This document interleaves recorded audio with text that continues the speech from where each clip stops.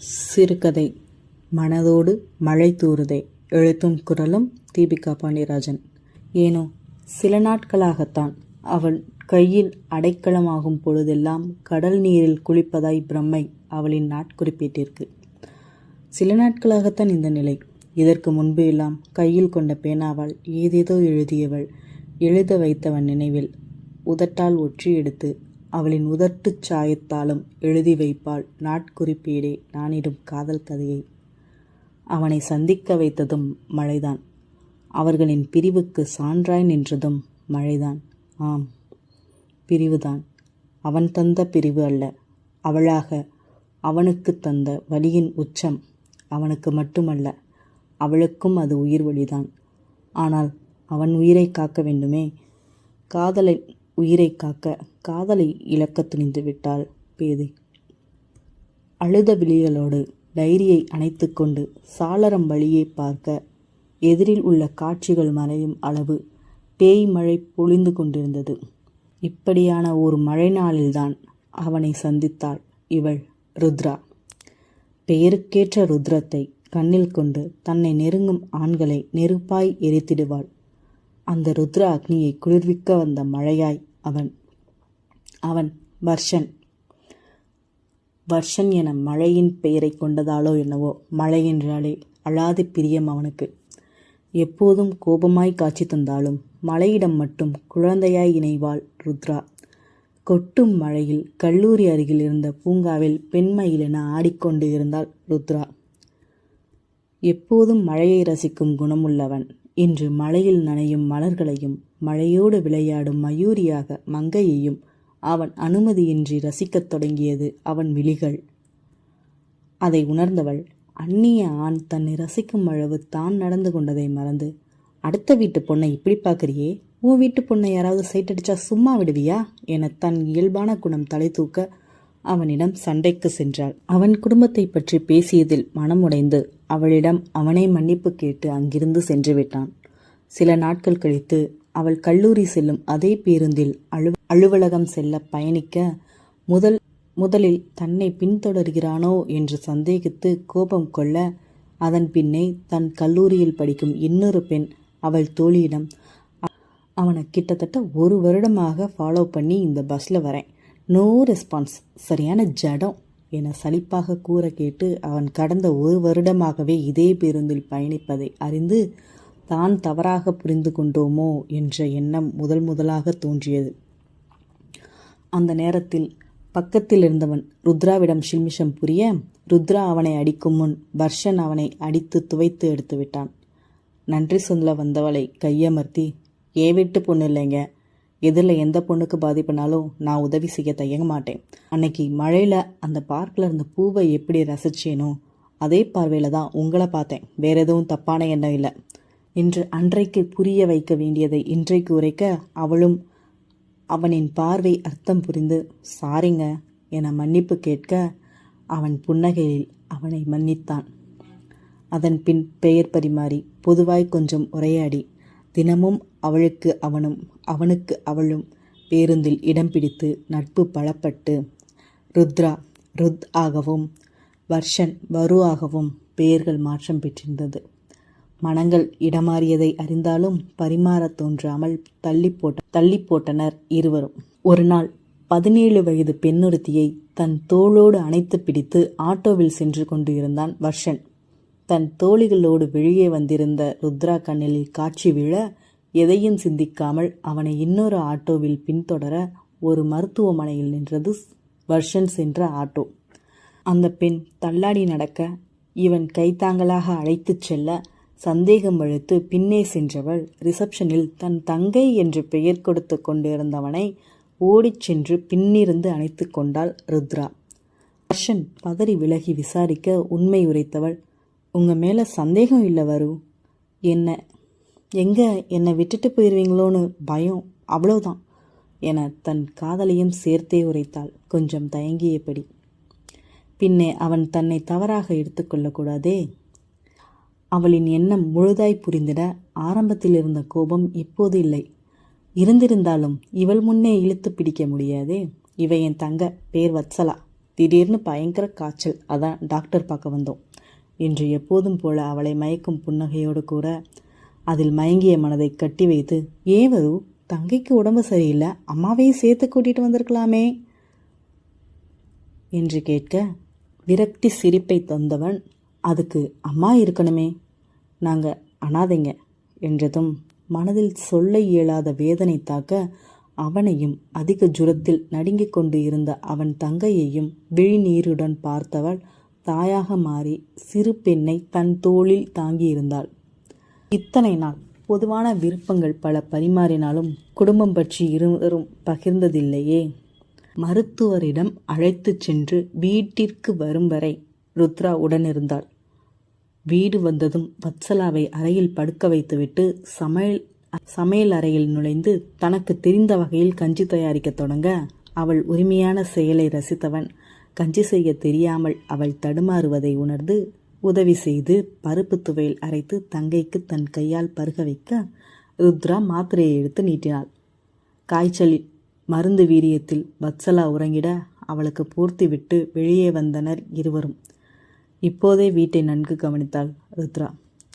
சிறிய கூடம், ஒற்றை படுக்கை, அதன் அருகில் சிறிதாய் சமையலறை, அதனை அடுத்து பின்கட்டில் பாத்ரூம். இதுவே வர்ஷனின் வீடு. நீ நினைக்கிற மாதிரி பெரிய வசதி இங்கே இருக்காது ரோத் என்றிட, நான் வசதி பற்றி யோசிக்கலை, உங்கள் வீட்டில் உங்களை தவிர யாரும் இல்லையா என மீண்டும் கண்களால் துழாவ, சுவற்றில் ஒரு பெண்ணின் கருப்பு வெள்ளை புகைப்படம் மாலையிட்டு பொட்டு வைத்து மாட்டப்பட்டிருந்தது.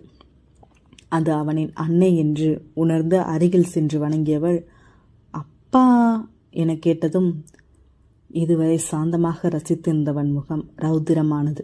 எனக்கு என் அம்மா மட்டும்தான் உலகம், என் அப்பா தினமும் குடிச்சிட்டு வந்து அம்மாவை துன்புறுத்தின ராட்சசன். 2 மாத கர்ப்பிணியாக இருந்த என் அம்மாவை அந்த ஆளை அடிச்சே சாகடிச்சிட்டான் என்றவன் கண்கள் கழங்கி ஊற்ற ருத்ராவும் கண்ணீர் சிந்தினாள். அவனின் வேதனை உணர்ந்து அக்கம் பக்கத்தில் இருந்தவங்க அந்த ஆளை போலீஸில் ஒப்படைக்க நானே சாட்சி சொன்னேன். ஆயுள் தண்டனை கிடைச்சது. ஆனால் எங்கள் அம்மா எனக்கு கிடைப்பாங்களா? 10-11 வயசில் பசியில் வாடி ரோட்டோரம் விழுந்து கிடந்தப்ப ஒரு குழந்தையோட அழுக்குரல் கேட்டுச்சு. தட்டு தடுமாறி போய் பார்த்தேன். 6 மாத கை குழந்தையா அழுதுட்டு இருந்த குழந்தைய கையில் தூக்கிட்டு வந்து என் அம்மா என்கிட்ட மறுபடியும் வந்ததான் நினச்சி சந்தோஷப்பட்டு என் அம்மா பேர் வத்சலான்னு வச்சு கூப்பிட ஆரம்பித்தேன். ஏன் பசிக்கு கையேந்த தயங்கினா இந்த பிஞ்சு குழந்தைக்காக கையேந்தி பிச்சை எடுத்து கூலி வேலை செய்து அரசு பள்ளியில் மதியம் தர சத்துணவுக்காக அங்கே சேர்ந்து படித்து அந்த சாப்பாடை பாப்பாவுக்கு ஊட்டி எப்படியோ வேலை பார்த்துட்டே படித்து இப்போ தான் எனக்கு நல்ல வேலை கிடச்சிருக்கு. வத்சலா கஷ்டம் புரிஞ்சு கவர்மெண்ட் ஸ்கூலில் தான் படிக்கிறாள். இனி அவளுக்கு நல்ல காலேஜ், நல்ல வாழ்க்கை அமைச்சு தரணும். இதில் வேண்டா ருத், நீ சொல்லாட்டியும் உன் வசதி எனக்கு தெரியும், நீயும் என்னால் கஷ்டப்பட வேண்டாம் என தன்னை பற்றி கூறி அவளின் காதலை நிராகரித்தான், உள்ளுக்குள் அளவற்ற காதலை மறைத்தபடி. ஸோ நான் வசதியான வீட்டு பொண்ணு, எனக்கு கஷ்டம் தரக்கூடாதுன்னு நினைக்கிறீங்க, அப்படித்தானே வரும்? அதனால் என் காதலை நிராகரிச்சிங்க இல்லையா? அவனை கை உயர்த்தி தடுத்து, எங்க என்னை பிடிக்கலன்னு ஒரு வார்த்தை என் கண்ணை பார்த்து சொல்லுங்க வரும் என கேட்க அவன் இயலாது தலை கவிழ்ந்தான். உங்களால் முடியாது, ஏன்னா நான் உங்கள் மனசில் இருக்கேன், எனக்கு தெரியும். இனிமேல் நீங்கள் ஏற்றுக்கிட்டாலும் ஏற்றுக்காட்டியும் நான் தான் உங்கள் மனைவி என்றவள் தாயின் புகைப்படம் முன் நின்று, என்ன அத்தை, நான் சொன்னது சரிதானே? உங்கள் மகனுக்கு புரியும்படி சொல்லுங்கள். கவலைப்படாதீங்க அத்தை, இனி உங்கள் புள்ள ஏன் பொறுப்பு. இந்த மருமகளை உங்களுக்கு பிடிச்சிருக்கா என தலை சாய்த்து கேட்டிட, தாயிருந்தால் என்ன சொல்லியிருப்பாளோ. தனையன் அடைமழையாய் இவள் அந்திரடி அன்பில் கொஞ்சம் கரைந்தே போனான். உரிமையாக அவன் வீட்டு அடுக்களை நுழைந்து அவன் காலையில் சமைத்து வைத்திருந்த சாதம், ரசம், உருளை பொரியல், அத்தோடு இப்போது கஞ்சிக்கு செய்த துவையல் என அனைத்தும் இருவருக்கும் பகிர்ந்து தட்டில் எடுத்து வந்து, அட கூச்சப்படாதவரு, சாப்பிடு என அவனுக்கு தந்து அவளும் உண்டு. வரு, செம்ம டேஸ்ட், ஆஃப்டர் மேரேஜ் நான் சமையல் கற்றுக்க வேண்டிய அவசியமே இல்லை என்று சிலாகித்து கூற அவளை செல்லமாக முறைத்து, நான் எப்போ உன்னை கட்டிக்க சம்மதம் சொன்னேன் என்று கேட்க, உன் சம்மதம் யாருக்கு வேணும்? நான் உன்னை மிரட்டி கூட தாலி கட்ட வைப்பேன் என்று அசர வைப்பாள். அடுத்தடுத்த நாட்களில் அவள் தந்த காதல் தொல்லைகள் பிடித்திருந்தாலும் அதை ஏற்க மனம் முரண்டியது. உரிமையாக அவன் வீட்டுக்கு வந்து சமைக்கிறேன் என வீட்டை அலங்கோலம் செய்து அவன் சமையலை ருசித்து சிலாகித்து தங்கையிடம் தோழி போல பழகுபவளை விளக்க மனம் வருவதே இல்லை வர்ஷனுக்கு. வத்சலாவுமே வார்த்தைக்கு வார்த்தை அண்ணி என அழைத்து நெகிழ வைத்தாள். இதெல்லாம் சரிவருமா ரூத்? நீ வேற நாங்க வேற என அதே பல்லவி பாட, நான் உன்னை இப்போவே கல்யாணம் பண்ணிக்க சொன்னேனா வரும்? என் ஸ்டடீஸ் முடியணும், அதுக்கு இன்னும் 2 வருஷம் ஆகும், அதுக்குள்ள நீ இன்னும் மேலே வந்துடுவ, அந்த நம்பிக்கை எனக்கு இருக்கு வரும் என நம்பிக்கை கொடுத்ததோடு அல்லாமல் அவன் சம்பளத்தில் எப்படி சேமிக்க வேண்டும் என்று விளக்கி அவனை மேலும் ஆச்சரியம் செய்தாள். அடிக்கடி இவர்கள் சந்தித்த பூங்காவில் சந்தித்து நேரம் செலவிட்டு காதல் பறவைகளாக வானில் பறந்தனர். முன்பிருந்த தயக்கங்கள் யாவும் இப்போது காணாமல் போயிருந்தது வர்ஷனிடம். அடிக்கடி வரும் மழை நாள் அவர்களின் முதல் நாள் சந்திப்பை விதையாக மனதில் தூவ வேர்விட்டு விருட்சமாக வளர்ந்திருந்தது காதல்.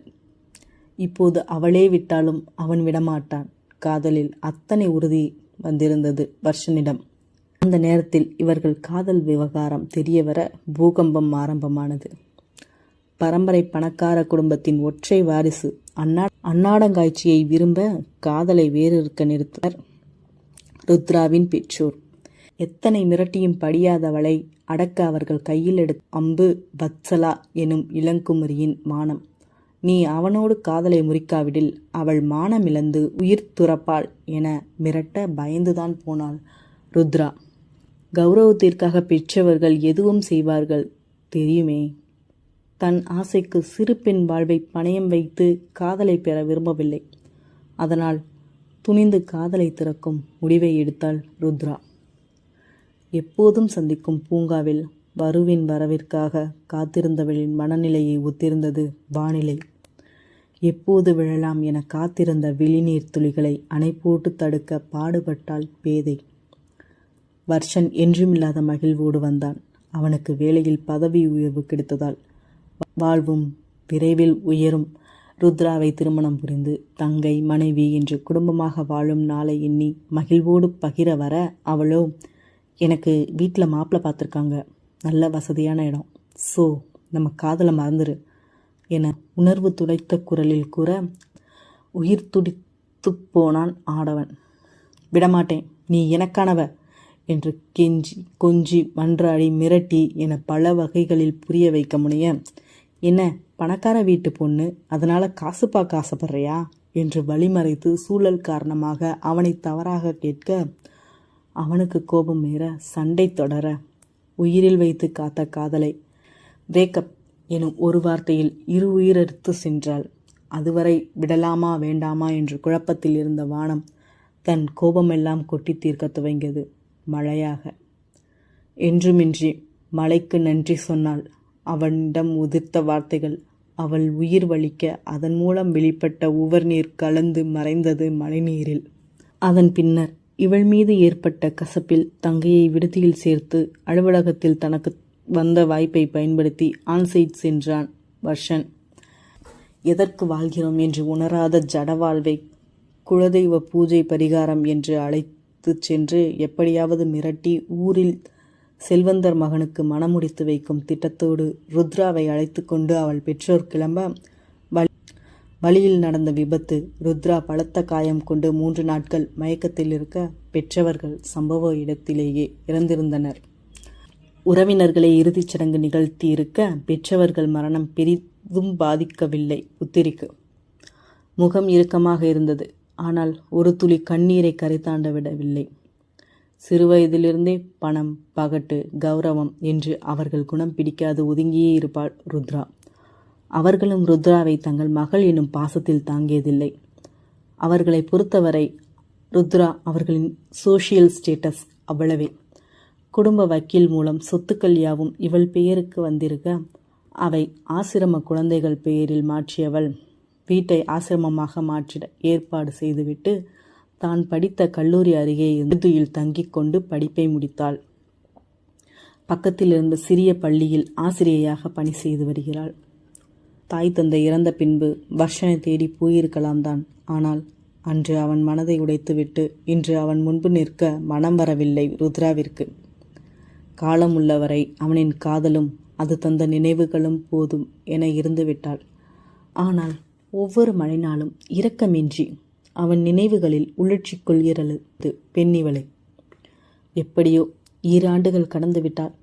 அன்றைய மழை நாளும் அப்படித்தான். வரு முதலில் அவளை ரசித்த பூங்காவில் சிமெண்ட் திட்டில் அமர்ந்து குளித்து கொண்டிருக்கும் மலைகளை வெறித்து கொண்டிருந்தாள். மாரியில் நனைபவளின் விழிகளும் மறக்காது பொழிந்து கொண்டிருந்தது விழிமாரியை. கேட்ட செய்தி அப்படி.